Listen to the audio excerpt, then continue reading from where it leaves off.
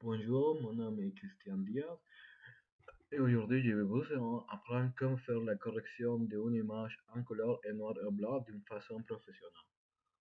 On commence pour ouvrir l'image avec Adobe Photoshop CC6. Une fois qu'on a l'image ouverte, on fait une copie de l'image pour pouvoir travailler d'une façon professionnelle. Ici, on a quoi que ce soit le problème, on peut retourner à l'image originale en tout le temps. Voilà. On commence par faire un ajustement les niveaux de lumière, les noirs et blancs, de cette façon.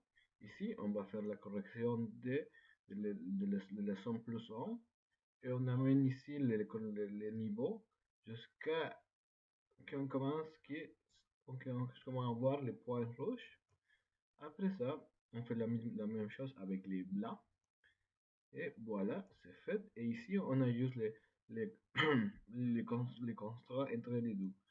L'image est pas mal bien construite. On fait une petite correction.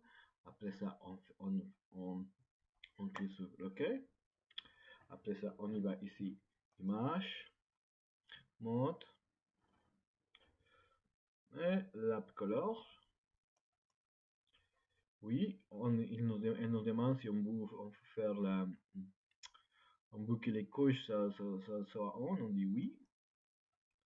Alors, après ça, on retourne en image, mode, l'app color.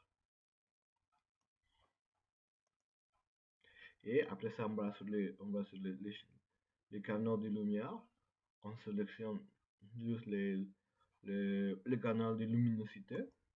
Ok. Après ça, on, on retourne sur l'image. On l'agrandit pour voir le détail, que tout soit correct. On le met bien la place sur le... Ok, tout a l'air correct. On va faire la dernière correction, une image de mon... de façon de somme de hommes et de haute lumière. On, on ici sur la fenêtre de hommes et haute lumière. On clique sur montrer plus des options. Et on regarde l'image et un peu plus lumineuse qu'il était avant. Il va falloir qu'on ajoute ça à la main pour avoir un contrôle plus précis de l'image. Ok, on descend un petit peu. On emmène les radios. Ok.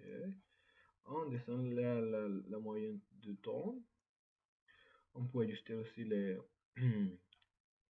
luminance. On la descend un peu. Ok. Maintenant, on va ajuster le son. On peut augmenter ou la diminuer. On va voir ce qui se passe quand on la diminue un maximum. On va voir cet effet. On va laisser augmenter un petit peu. Je pense que là c'est correct. Après ça, on va augmenter le radio d'image. Et on peut voir que l'image est presque finie. On clique sur OK.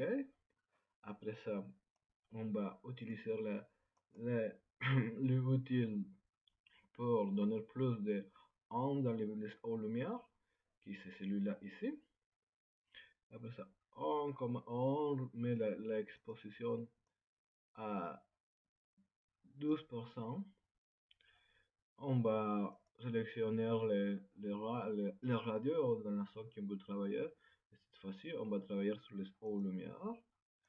On commence à travailler un petit peu. On voit que tout commence à avoir plus du volume, plus de texture. Ok. Et on fait quelques corrections ici. On fait quelques corrections là-bas. Et je pense qu'on est pas mal fini avec l'image. On fait CTRL S pour sauvegarder l'image.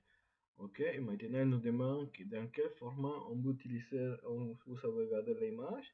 C'est toujours préférable de la sauvegarder en JPEG parce que c'est le format universel des images. On dit oui, JPEG. Ok, on la sauvegarde et après ça, Donc ça nous demande si on veut que la qualité c'est la moyenne, on le dit au maximum. Après ça, on dit sur OK.